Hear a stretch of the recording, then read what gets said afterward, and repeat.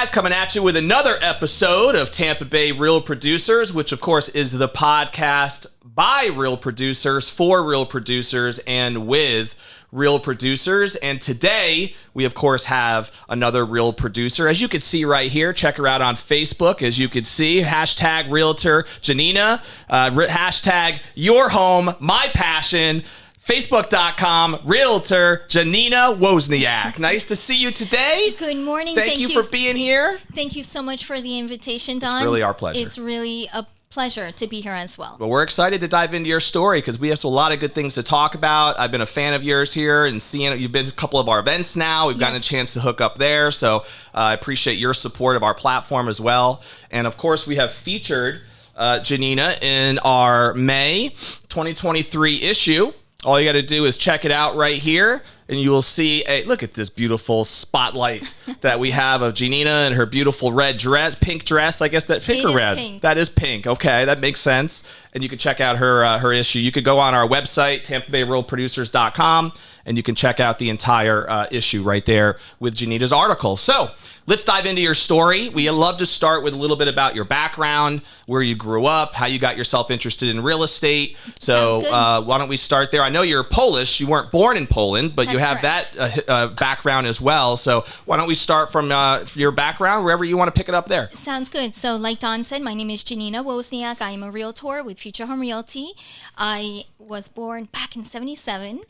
I grew up in Elmwood Park, New Jersey. So I'm a Jersey girl, born and raised. My first career, I taught high school mathematics, and I've been on the teaching high school mathematics in Hackensack in Bergen County. Mm-hmm. So if you would have told me 15 years ago, hey, Janina, you're going to move to Florida, start a new career, do everything from scratch, I would have looked at you like you were crazy. I thought I was going to retire from education. Makes sense. So you were a teacher how long? I was a teacher for a dozen years. A dozen years, all in Jersey, right? All in New Jersey. So you grew up in Jersey. You got your first career in Jersey. You were a teacher all those years in Jersey. I graduated from Rutgers with 2 degrees. Okay. And like I said, education major. Education, mathematics undergrad, bachelor, and my master's is in math education. Gotcha. So I was actually looking into possibly becoming a professor of future mathematics teachers. Nice. You know, so... And then you got the real estate itch? Well, what ended up happening is in my late 20s, I was diagnosed with bone cancer. So I was a young woman in my late 20s complaining about arthritis. Winters physically hurt me. So... my husband also needed a change of scenery. He is actually a 9/11 survivor. I'm not sure I told you that. Wow.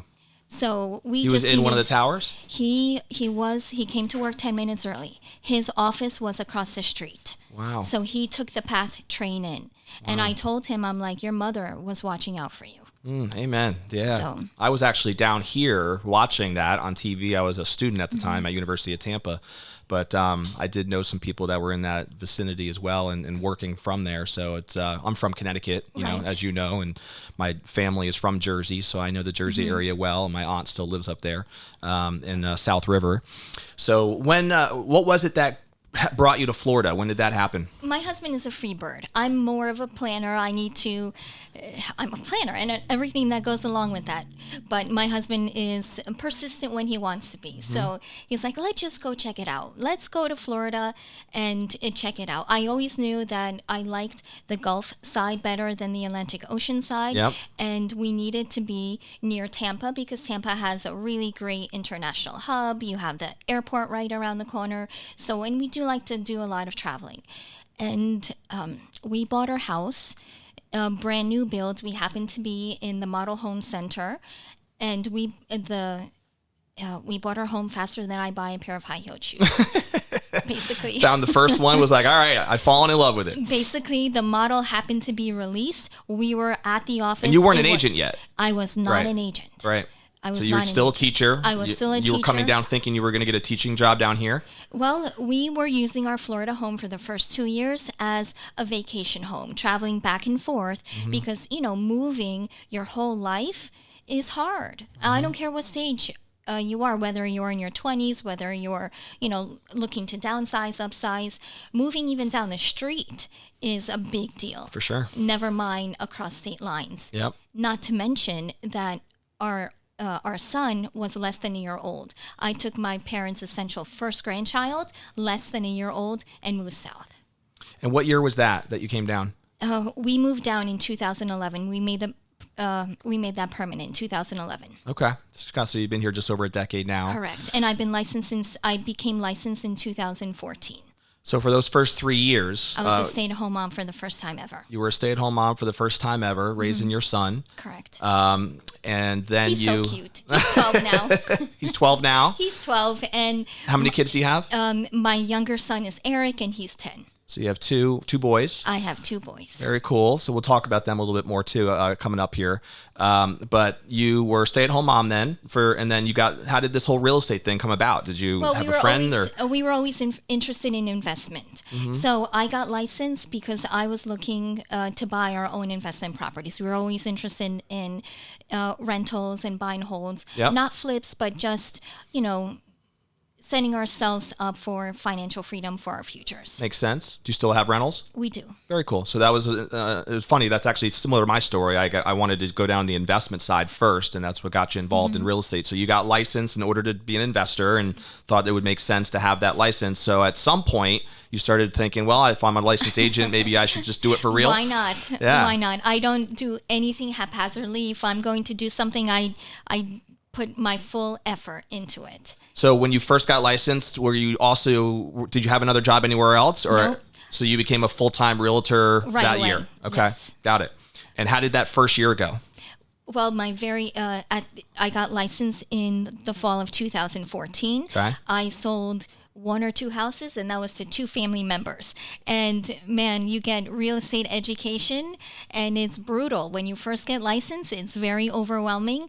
And being the educator that I was, I mentor new agents coming into the business because I remember that overwhelming feeling. Yeah. And trying to just navigate the real estate world. And it was a completely different market than it is now. I mean, every single market is different. Sure. And you have to adapt. So that you said 2 houses. Was that your first full year? Or was just that fall? That was just the fall because I got licensed in the fall. Got so it. my first full year, I went headstrong and I did. I capped. I'm a capper within Future Home Realty. Were you with Future Home then? I was with Future Home Realty. So you've been with them the whole time? The entire time. Gotcha. And to be a capper within Future Home Realty, that means you have sold an X number of homes, properties, Yep. for you to reach the 100% commission level. Do you remember how many you sold in your first full year, first 12 months? If not, it's okay. I only bring it up But because you are a rock star now when it comes to the number of transactions. I mean, it's extremely impressive. If you look into Janina's numbers, you'll see that she's consistently doing over 100 deals, 100 transactions That's a true. year. I know you mentioned earlier that's a goal of yours. Correct. And there are people throughout the MLS. In my role, I have an opportunity to see a lot of people's numbers, and it's interesting because you'll see teams that don't even do that, right? That is correct. And typically when you do see people that are over 100 transactions, they are teams, right? Almost exclusively, they represent as teams. And Janina's doing it alone, over 100 transactions a year. So we got to dive into that a little bit as far as what was your first year doing 100? Do you remember? It was my second year being licensed. So in the second year. So you got off to a pretty fast start then. Oh, absolutely. I hit the ground running. Very cool. And so give us a couple tips on what you think helped you get off to such a fast start for people that maybe you're newer and want to be a top producer quickly like you were able to become. What are some things that you really think helped you get off to a fast start in the business? I consider myself a very outgoing person. I can talk to anybody, anytime, anywhere about real estate. Mm-hmm. So I've met clients in the weirdest places. I'll wear my name tag and I'll pick up a conversation standing in Publix in the grocery line. Oh, you're an agent. Oh, let's exchange numbers. I'm looking to sell my house. And that sort of thing. So it's really about relationships and molding, and letting people basically know that you're an agent. Yeah. Without being salesy. Give me an idea of what your typical workday looks like. And the reason why I ask this question is because I think people would find it fascinating to generate the level of volume that you do. I know for a fact there are things that you just take for granted that you do every day because it's just who you are. It's part of your habits. It's part of your routines. It's part of how you think. It's just how you go to work, how you show up. You have to be disciplined. So what time do you usually wake up? What time do you start work? Okay, so I am a night owl. My workday starts, or rather I should say I wake up around the 8 o'clock mark. My workday starts at 9:30. I have to get my boys off to school and ready. I am a mom first. Before I am a realtor, I'm a mom first. So I love that. After 100 transactions a year and she's a mom first. You have, my kids are a blessing. Amen. So 9:30 my workday begins. I have a email list that I go through that says, okay, tomorrow I'm going to do A, B, C. And I write every little tidbit down. So everything in a little transaction, I just kind of note for myself. So then I can have the satisfaction of crossing it off the list. Okay, so you're a to-do list person, huh? I am. Gotcha. I definitely am. I can't do the number of transactions that I do without, I have to give out a shout out to Melissa McDeasy, who's a licensed realtor with Future Home Realty. She helps me on the transaction side of things, making sure my contracts are nice and spiffy and moving along. Nice. Also, the team that I have put together, ProSource, Pro Health Pest Inspection, who is a member, a business partner for Tampa Bay Real absolutely. Producers. Melissa Mankheim and her husband. Absolutely. Yep. I met them Dan. through you, Don. And now I consistently use their services, anytime my buyers need the termite inspections. They do great work. Absolutely. Yep. Shout out to Melissa and the team over there. For sure. Yeah. So it's about aligning yourself with partners, whether title people, attorneys, so many people from the real estate industry who do a good job as well to make you look good. Do you have a specific, so with the volume again that you're producing, not only are you doing over 100 transactions a year, you're also, that equates to right around 20 million typically. Do you remember what your best year was as far as volume? My best year was the year prior, 2021. 23 million, 24 million, somewhere in there? That was around 23, 24 million. Very cool. Is there a niche at all of like a type of client that's been a great fit for you? Absolutely. That's a great question, Tom. What type of niche do you specialize in, would you say? I am primarily in the West Pasco region.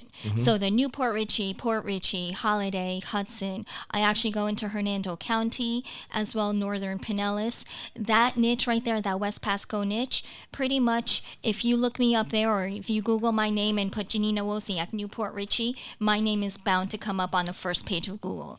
Because I do have so many, we can drive down the street together and I'll be like, I sold that one. I sold that one. I sold that house. In terms of the types of properties I love to sell. Do you get a lot of business, by the way, through that Google ranking? Absolutely. You do? Absolutely. And is that part of the funnel machine? I mean, you have to have a pretty good leads machine in order to do over 100 transactions a year. Reviews are very, very important. I do ask for my clients to leave me a review. I'm like, please take 30 seconds. You've obviously been very happy with my service. Please take 30 seconds, leave me a review online. Yep. And that's how a lot of future clients find me. Yep. So in addition to what top producers have as referral sources, where it should be your sphere, it should be your past referrals, I get a lot of leads online based on my reviews. Makes sense. Yeah. Is there any other elements that you think go into just the machine to create the leads that you get to fuel that 100 plus transactions annually? Any other important points there? Of course, I do a lot of social media advertising, as you pointed out. There you go. You came prepared. My hashtag, my personal branding is #Realtor Janina, and your home, my passion. That's something that I've been consistently using. So if anyone puts that in Facebook, you'll be able to read about my personal story, see the homes that I've sold, happy clients. I make people take pictures, I truly enjoy getting to know the person through the transaction. Yeah, no, it makes a lot of sense. And so going back to that too, because again, your background is as a teacher, right? So this was really, for all intents and purposes, your first sales job, right? As an agent, is that true, or did you have other sales experience? Well, I had my very first job ever was when I was 15 years old. I sold clothes in a women's boutique store. Gotcha. And the name of that store was called Looking Good. Shout out to Looking Good up in Jersey. Which doesn't exist anymore. Oh, okay. So then we can take the shout out away. But see, they closed down because you left. They were like, we lost our best salesperson. Must be. So I was 15 years old selling women's clothes, and it was just, I think I have a way of making people feel comfortable. Yeah. You know, and connecting people with different levels. For me, I tell people all the time that if you are looking for someone just to sell your house and never talk to you again, that's not me. Right. Because I really do try to be that empathetic soul. Once Janina's in your life, she's sticking there, huh? Do you get a lot of repeat business from your clients? Absolutely. Is that a big percentage of those 100 a year? Is the follow up? Because of my background in mathematics, a good 40, possibly 50% of my business is actually working with investors. Oh, is it? That makes sense. I'm a numbers girl. Yeah. My phone number is supposed 201 use math. I'm that much of a nerd. I love that. 201 use math. What type of investors? Like buy and holders, rehabbers? All of those. You work with both? All of those. Okay. I had one of my oldest investors, or I shouldn't say oldest, but meaning I met them quite a years. Yeah, one of your first ago. investor partners, yeah. Absolutely. I've probably sold 15 properties to them already, and they find homes to renovate and put them back on the market for sale. And I met them, and I met her through an open house. So open houses work. Pro tip, have open houses. Easy way to get free leads. I think that's a great point. And how many investors would you say you're getting business with now that you have relationships with, and any sort of common? I have 3 consistently. 3 main ones that 3 consistently. And they make up about 40%. You said of about 40% of the 100 a year. Is that correct? Oh, see, being the math person I am, I like to give exact numbers. I have to calculate that to know exactly. But those 3 don't make up the 40% total. But just overall, I have someone, I want to buy a rental. Great. Or I want to find someone, mainly rentals. A lot of people are looking for rental investment properties. It's interesting. I don't do property management, though. I feel like a lot of agents either are intimidated in that world on the investor side, maybe because they don't necessarily know how to do the numbers or feel like they can tell if something's a good investment or not. But I think there's a massive opportunity there for any agent to find some clients that are not just going to be a one-off transaction, right? Because of course, if you can specialize in a way, not that that's all you do, because you don't, but if you can find yourself a couple of clients that are investors that are going to constantly be looking for good deals and good property, I mean, that's a great relationship to invest in and to harness because of the repeat business that those people are going to represent. So absolutely. As an agent who I know in your space, you said you guys started kind of investing for yourself first. So maybe that made you comfortable understanding the numbers and kind of you had a background with that. Absolutely. Knowing what was a good deal and what wasn't. But is there any tips that you would share to an agent and maybe like who has never worked with investors but would like to or is willing to or would like to learn more about it, and anything you think is important that's maybe different about working with an investor versus a typical buyer? Sure. So there are investors who will waste your time. So you have to be able to figure out who really is a true investor and who's going to just run you in circles. And that, I think, just takes experience to kind of know the difference. If you are interested in working with investors... What are some red flags for someone who's wasting your time? Oh, those postcards we all get in the mail. Yeah. I'll buy your home fast. Cash. No realtor commission. No repairs. Meanwhile, they're searching to take 50, 60, 40% equity away from you. Right. From that makes the sense. Homeowner. Yep. So, not my cup of tea. And what are some things that have worked well in the relationships you do have with the investors that have worked great for you? You just have to understand their needs. Understand their numbers, know the acronyms, know the language of an investor. What does ROI mean? What is cap rate? You have to be able to really understand the language of investing. Yeah, absolutely. That's some stuff you can Google right there. Cap rates, how to calculate NOI. It's not complicated. It's not hard. As long as you just know what to look for, right? And know how to do it. And once you do, then I think it really opens up an opportunity for you. Right. We're actually going to have a panel. You know how we do those panels at Whiskey Cake every month, and we're going to have one coming up this year on building wealth in real estate. So maybe we can have you on as one of the panelists talking about your expertise in investment. I think that would be good. It would be my pleasure. Yeah, that would be great. I'll let you know when that's going to be later. I know it's later this year at some point. But so that's just one area. Yeah, I do absolutely. enjoy working with the 55 plus population as well. Okay. So I do sell a lot of condos or homes in the 55 plus. You have a range. lot of that in that West Pasco region. Absolutely. Yep, Newport Richey. Newport Richey. There are a lot of condos. Yes, there is. That, that is a very popular market. The snowbird market, vacation homes. Yep. So I'm curious of your opinion now that you've been in this business for years and your background, of course, as a teacher. What do you love about the real estate business, just the opportunity that you're in now when you compare that to what you used to do as a teacher? There's obviously some pretty distinct differences between those two occupations and those careers. So why do you love real estate so much? I do enjoy real estate very, very much. And as much as I miss education and being involved in shaping the lives of young people, I can still pursue education right now as a realtor.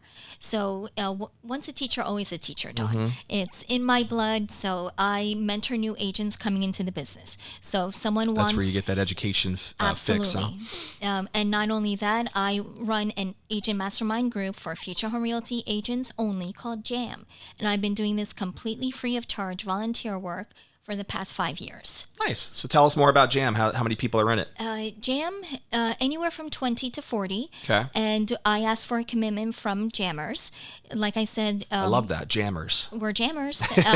We meet once a month in around the Newport Richey area or somewhere elsewhere, but mainly in the West Pasco region because Future Home Realty, the main office is in Tampa. So it was for the agents, and there's a good chunk of agents who live in the Pasco, North Pinellas, even Hernando County, where it wasn't always convenient to come to Tampa for different networking events and things like that. So I said, you know what? I'm going to start my own. I love it. Yeah, that's the way to step into it. And so you guys meet once a month just to kind of look over deals and just whatever. So I'll bring in keynote speakers. We've had lenders, appraisers, title people, inspectors, be keynote speakers. Nice. You should invite them to come to our panel one of those times. All right. Bring the jammers. I'd love to meet them. Bring the jammers? Yeah. All right. Bring all the jammers to a panel. All you have to do is go to our website and you'll see all the topics. So if there's any topics that you think would resonate with the group, maybe you just show them the site and see if they want to go, attend one. And then I would love to meet the whole group, bring Perfect. The jammers with you. Yeah, that'd be fun. You got it. It's a deal. Yeah, that sounds good. I look forward to that. It? Absolutely. Let's meet those jammers. Let's bring them in. I want to talk a little bit more, too, about some of the challenges, because I think we learn a lot from overcoming challenges. And you mentioned earlier, we didn't dive into it yet, the bone cancer that you had to face. You were in your 20s, I think you said? I was in my late 20s when I was diagnosed with bone cancer. You definitely don't expect that kind of diagnosis when you're young. I don't have any family history of cancer. So my left arm is actually... They call you the bionic woman now? Is that what you said? Bionic woman, I've been told that. So my left arm is made of metal. You can actually see the metal implant in my arm. And my wrist is fused. So I don't have a wrist function. They actually took the bone from my leg as well, Don. Yeah. And actually from my hip. And, grafted it here. I have an amazing surgeon. His name is Dr. James Wittig.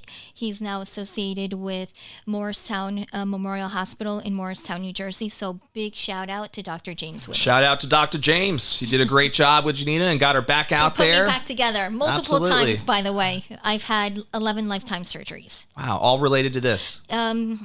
Not all related to this. Okay. Because 4 years after my initial diagnosis of bone cancer, it actually spread to my lungs. So I actually have a piece of my left lung resected. And no, I've never smoked a cigarette in my life. Wow. So that was... And did you have no history of family in terms of cancer in the family at all?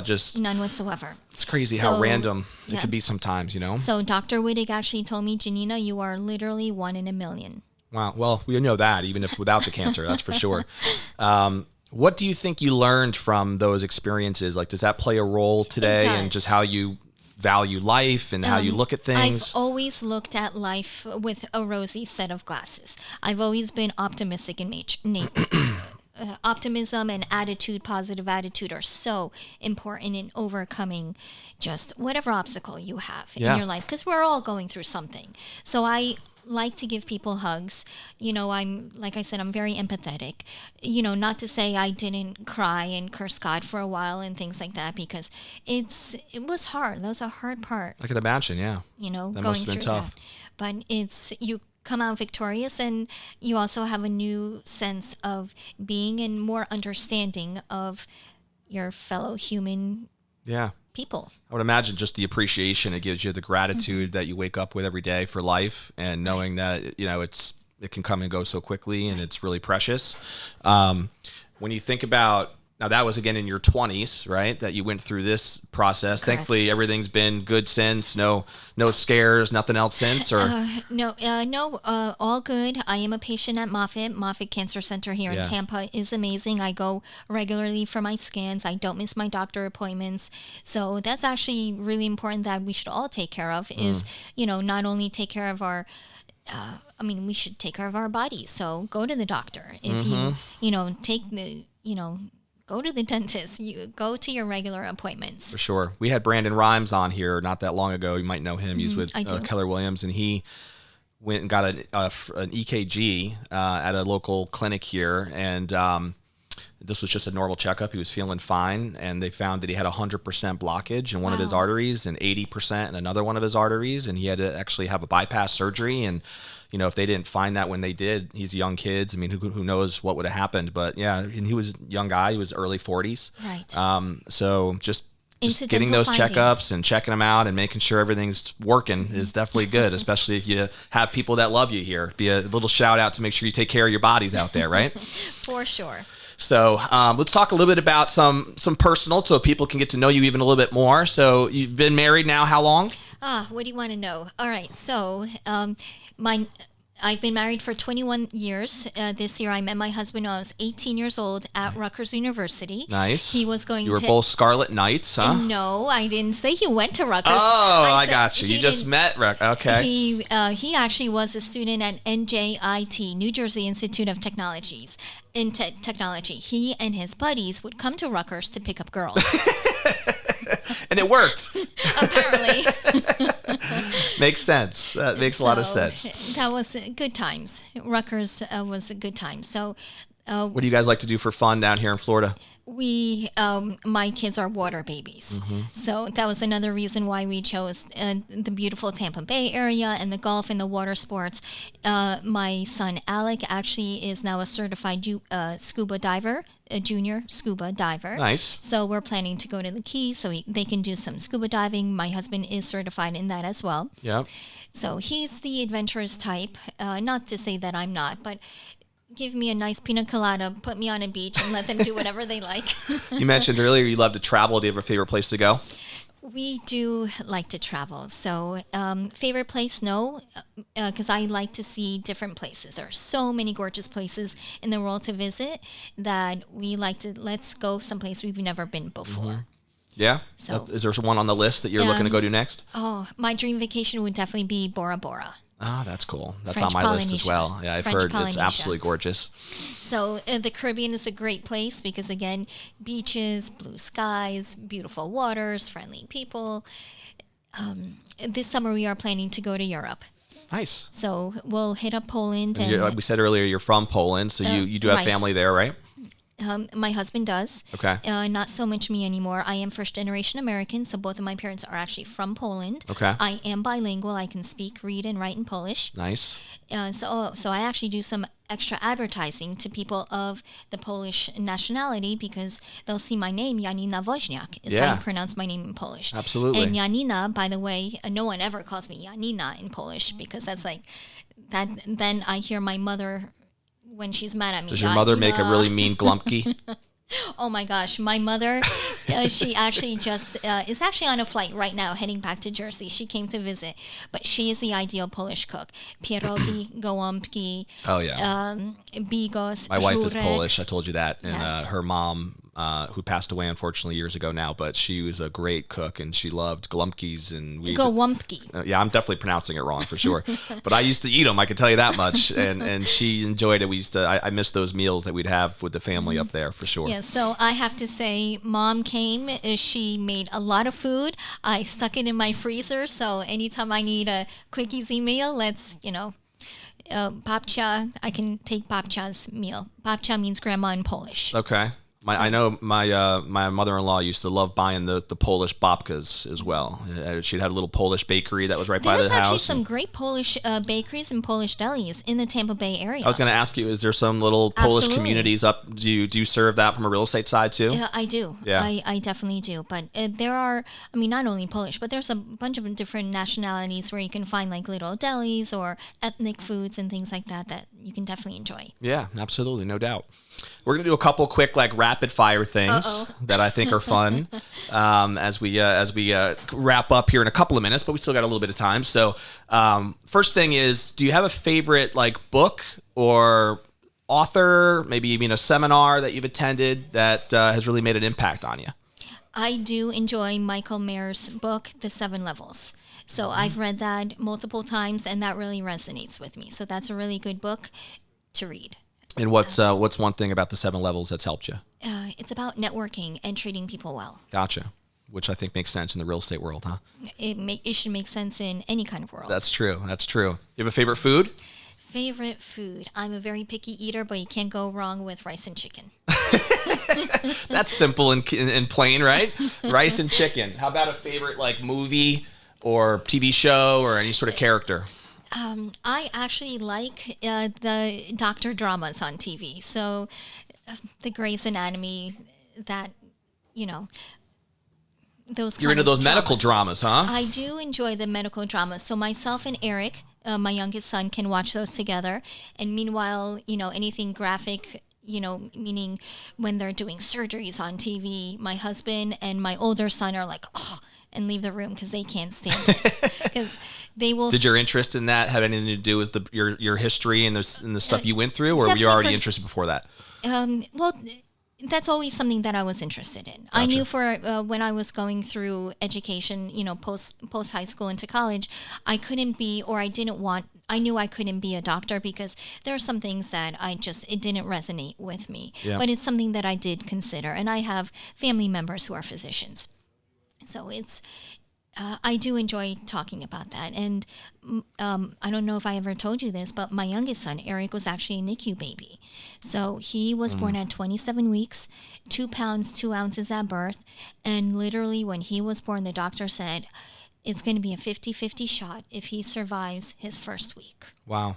So you've been through some challenges then, huh? That was scary. He was in the NICU for 101 days. Wow. So he's our little survivor. He's a firecracker. God bless him, and he's pretty healthy now, doing well. He's doing well. Very cool. He's doing well. Thank you. That's awesome. Good to hear that. Yeah, we've had a couple, I don't know if you know Lindsay Hernandez at all. She's another agent that we have featured in the past, but she has a really powerful story about actually losing a newborn, and it was an emotional conversation when we got into that. But as a parent, I have 5 kids, as you know, myself. So I can't imagine what you would have felt like having to, those 100 days must have been hell. Mm.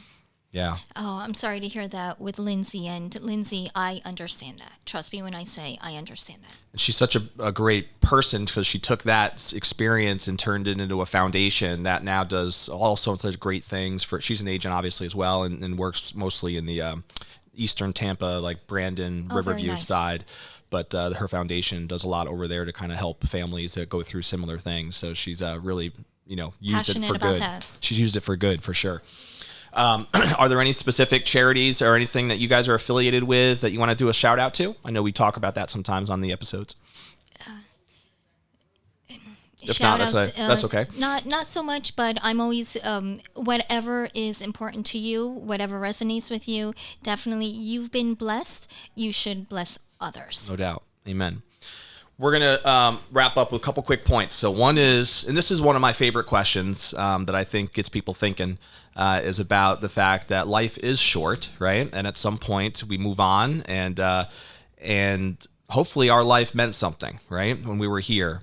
So this is what I call the legacy question. But when you think about what you want to be known for, whether that would be business related, personal, we could talk about both. But what do you think is most important to you, Janina, in terms of what you would want your legacy to be when your time's done? I would want my boys to say, I had a great mom. I love it. And you're getting emotional about it too, makes it even better. Something tells me that they already believe that. Well, the older one is turning 12, so my mother warned me about some teenage years, but she's like, it gets better. Let's just say I apologize to my parents for my teenage years. Yes. Even though I was a good kid. We probably all should apologize to our parents for our teenage years. I was a straight A student.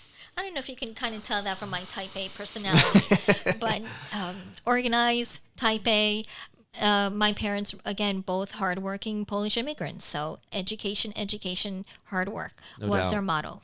And they live in Poland still? No, they live in New Jersey. Oh, they're in Jersey. Okay. Yes. So it's just us here. In terms of family, it really is just here. Gotcha. Like, I have a great network of friends and, business partners and just some great girlfriends that we can hang out with. But in terms of like family, they're all in the New York, New Jersey area. Very cool.